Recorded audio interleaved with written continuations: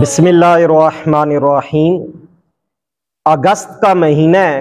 اور یہ مہینہ جب آتا ہے تو ہماری قوم بڑے جوش و خروش سے یوم آزادی منانے کی تیاری میں لگ جاتی ہے۔ اور کیوں نہ ہو کہ اگست کی 14 تاریخ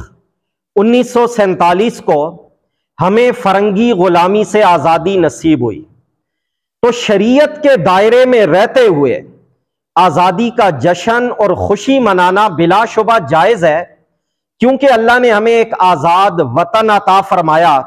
جس میں رہ کر ہم آزادانہ طور پر اسلامی تعلیمات کے مطابق زندگی گزار سکتے ہیں۔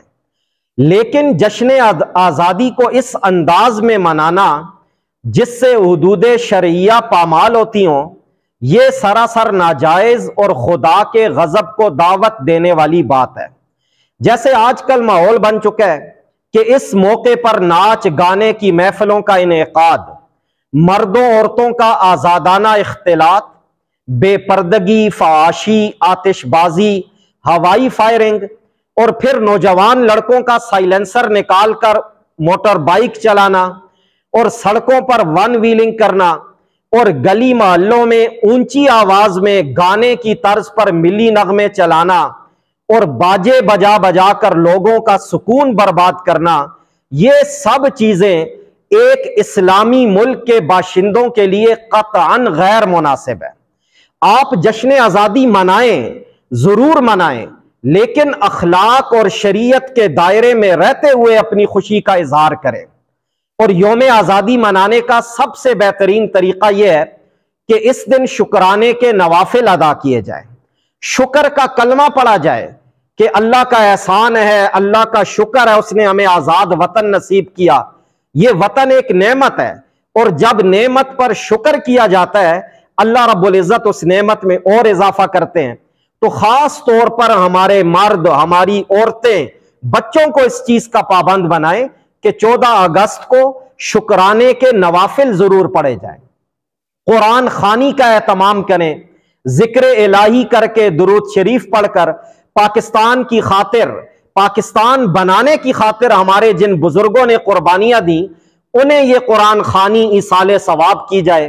ملکی سلامتی اور ملکی استحکام کے لیے، ملکی ترقی کے لیے اجتماعی دعائیں مانگی جائیں، اور خاص طور پر اپنی نوجوان نسل کو وطن سے محبت کا جائز انداز سکھایا جائے، اور پھر دو قومی نظریہ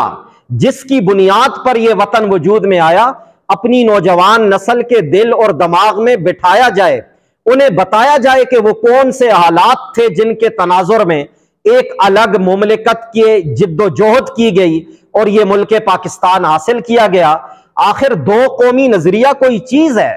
جس کی بنیاد پر ہمارے بزرگوں نے قربانیاں دے کر یہ وطن حاصل کیا، لیکن افسوس آج جشن آزادی منانے والے جتنے ہمارے نوجوان ہیں اور جو ان کا جشن آزادی منانے کا انداز ہے، لگتا یہ ہے کہ انہیں اس وطن کے پیچھے جو قربانی کی تاریخ ہے اس کا کوئی پتہ نہیں، دو قومی نظریے کا کوئی پتہ نہیں، کلمہ لا الہ الا اللہ کی بنیاد پر یہ وطن حاصل کیا گیا اور اس میں جتنے کام کیے جا رہے ہیں وہ سب غیر اسلامی ہیں۔ تو ضرورت اس بات کی ہے کہ ہم اپنے اس وطن میں، اپنے اس ملک میں اسلامی قوانین کو رائج کرنے کی محنت اور کوشش کریں، اور اپنی ذات سے اس کو شروع کریں کہ سب سے پہلے میں اپنی ذات پر اسلام کو نافذ کر دوں، پھر پورے ملک میں صحیح معنوں میں اسلامک لا امپلیمنٹ ہو جائے۔ اس کے لیے ہم سب مل کر اپنا کردار ادا کریں۔ اللہ رب العزت ہمیں سمجھنے کی توفیق عطا فرمائے۔